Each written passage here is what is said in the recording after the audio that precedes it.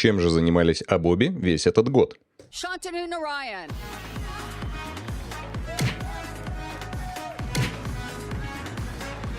Good morning. Good morning. Hello and welcome to Adobe Max. Hey. Всем фотошоп, товарищи, меня зовут Максим Густарев, и сегодня мы с вами разберем, чего же такого сногсшибательного Adobe завезли с новым обновлением Photoshop 2025. Поехали! Сразу спойлер для фотографов, интерфейсные изменения не такие масштабные, но все же они есть. Добавили пару интересных инструментов, но особый упор был сделан на сам нейросетевой движок Firefly, который улучшили аж до 3-й версии. Даже несмотря на презентацию, можно легко угадать основную повестку. Когда Sora, Runway, Luma Dream Machine клепают реалистичные видео, компания Adobe просто не может остаться в сторонке. По традиции открывал конференцию Adobe Max Shantanu Narayan. Он задвинул речь про важность генеративных фич на чистом Pixim Perfect английском, а далее моя любимая Анна Макнот минут 10 этими фичами восхищалась. Anna McNaught. This is awesome! Yeah! That looks so good! Yes, that is awesome! Awesome! Yeah! Но все это достаточно просто, и плюс-минус это мы уже видели год назад. А вот из действительно интересного Dacia Sans показала обновление After Effects, куда завезли ультимативную фичу дорисовки самого видеоряда. Firefly теперь умеет генерировать видео, опираясь на контекст не одного кадра, а всего ролика. Сохраняется динамика и действие оригинального движения. И все это внутри интерфейса программы, без нужды лезть куда-то во внешние модули. Также Dacia рассказала о нейросетевом трекинге в After Effects, который с очень высокой точностью маскирует объекты сложной формы и движения. Just like this. Bam, bam, bam. Особый респект ей за юмор, ибо затрекать темнокожих танцоров и накинуть на них ЧБ-фильтр, здесь я поугарал. Однозначно эту тему должен был презентовать Терри Уайт. Ну а теперь переходим к сути обновления. Открываем Creative Cloud, идем в приложение, бета-приложение и устанавливаем бета-Photoshop. Далее через него открываем любой RAW-файл. Поздравляю, вы в новом модуле камера RAW 17 версии. Клацаем на строку внизу экрана и в последней вкладке Technology Previews активируем нейрофичи. Далее нажимаем ОК и перезагружаем Photoshop полностью. Первое, что бросится в глаза — наличие нового цветового профиля Adobe Adaptive, который интерпретирует RAW-файл по совершенно новым принципам, нежели это было раньше. Старые профили, такие как Adobe Landscape, Vivid Colors, Portrait, были условными лутами, которые однозначно интерпретировали каждый пиксель. Результат деформации пикселя не зависел от его геопозиции на кадре, от его соседства с другими пикселями, что делало профили, предсказуемыми, и у них угадывался стиль. Я вот вообще решил в какое-то время отойти от стандартных профилей и создал собственные, которые также однозначно интерпретируют цвета RAW-файла, только уже не в стиле Adobe, а в моем собственном, с характерными цветовыми деформациями, присущими именно моему стилю фотографии. Кстати, эти профили, они же луты, вы можете найти у меня на сайте.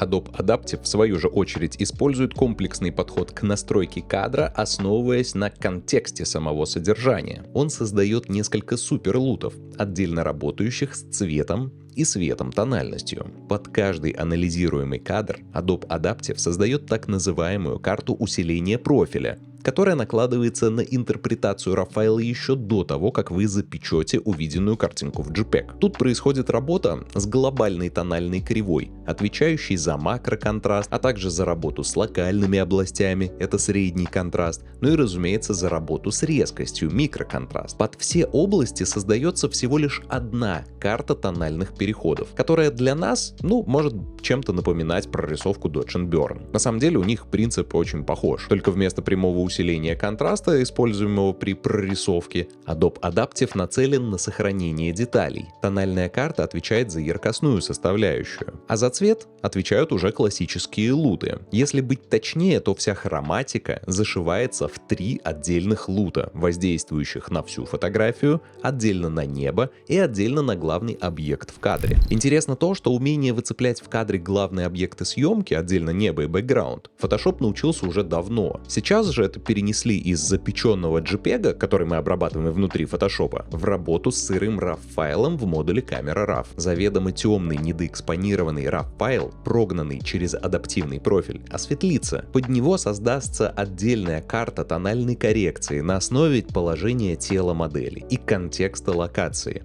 Ну и также будут созданы хроматические луты. Сам ИИ, зашитый в Adobe Adaptive, был обучен на ручной обработке тысяч различных фотографий, портретов, животных, автомобилей, пейзажей и так далее. Можно сказать, что этот профиль как опытный фотограф, ему можете скормить что угодно, переэкспонированный, недоэкспонированный кадр, и он его исправит. Интересный пример с пляжем Урса в Португалии. Как мы видим, изначальный кадр содержит условный пересвет в небе, отсутствие деталей на горизонте облаков. Конечно, мы можем по старинке сохранить детали через highlights и точку белого, ну и достать тени через shadows.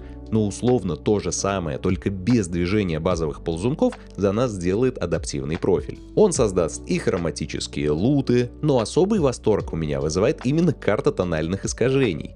Потому что в небе, на границе с облаками, мы получаем очень явную вертикальную кривую контраста, накладывающуюся на светлые области. В результате мы получаем потрясающую детализацию без клиппинга. И вот так вот, если сравнивать в лоб мою ручную правку с работой автоматики, на данный момент свое предпочтение я уже отдам последней. В подавляющем большинстве кадров этот профиль работает отлично, но важно понимать, что так как это все-таки автоматика, здесь могут появиться некоторые артефакты. К примеру, тут я применяю профиль, и он создает карту тональных переходов с явным в цветах вертикальным характером кривой, которая сохраняет детали рядом с точкой белого. Я могу затемнить изображение на стоп, а дальше при попытке достать детали из цветов через ползунок Highlights мы увидим соляризацию. Кривая адаптивного профиля, накладываясь на кривую ползунка Highlights, может быть немножечко инвертирована в определенных областях, что и вызывает такие артефакты. В целом, в большинстве случаев, наверное, вы даже этого и не заметите, но знать об этих артефактах стоит. Едем дальше.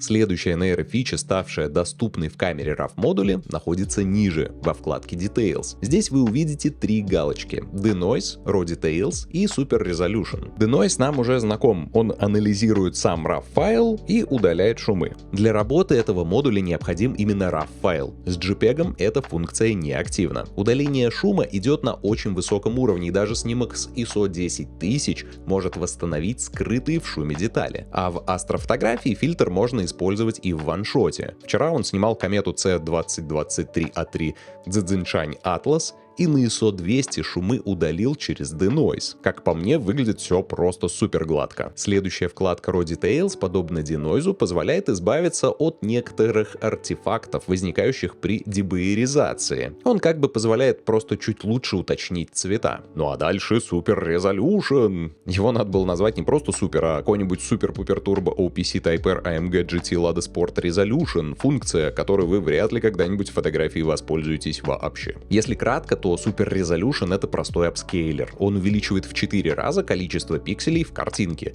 24 мегапикселя превращаются в 96 с абсолютно посредственным качеством и проявлением громадного количества хроматических аберраций. Тут нет дорисовки, основанной на нейросетях. Увеличение происходит подобно ресайзу через апскейлер, который встроен в Photoshop уже 100 лет в обед. Вот такое качество мы получаем при Super Resolution, а вот такое при апскейле через ресайз с выбранным алгоритм даунсэмплинга Preserve Details 2.0. А чтоб совсем грустненько стало, вот вам результат open-source апскейлера, который увеличил картинку в 2 раза, и, как по мне, он дает заметно лучшую детализацию. А самое главное, здесь отсутствуют какие-либо артефакты и хроматические аберрации. Едем дальше. Следующая фича — генеративная заливка внутри камеры RAW. И тут сразу алярм. Генеративная заливка не работает на пиратских версиях Photoshop. Поэтому любители торрентиков, к сожалению, вы не сможете воспользоваться всеми преимуществами генеративной нейросети Firefly. Ну и вот если вы отважитесь купить себе подписку на Adobe, то сразу возникает вопрос, а как ее оплатить?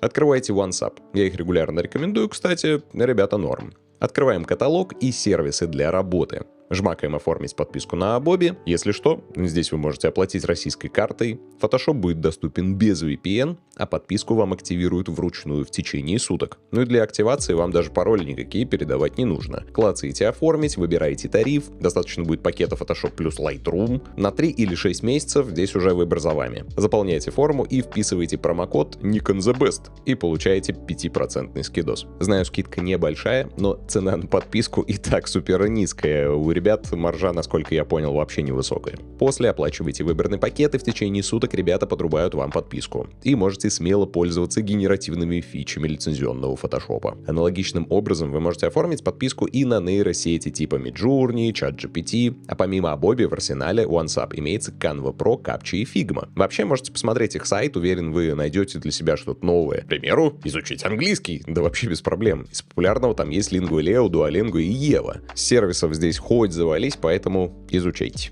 Едем дальше. В кадрирование добавили генеративное заполнение при расширении кадра. Это, конечно, можно сразу пропустить, ибо все и так знают, как это работает. Расширили, нажали на кнопку, подождали, и вуаля, пустота заполнилась. Если говорить о Lightroomчике, не знаю, вы, допустим, обрабатываете 1000 фотографий со свадьбы или какого-нибудь репортажа, умение расширять пространство в самом RAW и заливать его генеративной заливкой, да, за это спасибо, но все-таки давайте лучше окунемся в сам Photoshop. Особый вау-эффект на вас произведут, как и на меня, впрочем, добавленные быстрые экшены, которые появились в меню инструмента Remove Tool. Скорее всего, Adobe с заделом на будущее поделили их на One-Click и на редактируемые экшены. Начнем с кнопки People. После нажатия происходит идентификация и маскирование людей. Не супер точно, конечно, с некоторыми артефактами, но все равно точность и скорость поиска людей поражает. Выделенную область можно здесь же уточнить. А далее вы должны выбрать, использовать ли для удаления людей генеративную заливку, либо же довериться более простому локальному алгоритму. Вот такой результат у меня вышел без генеративной заливки, и вот такой с ней. Разница, конечно, колоссальная.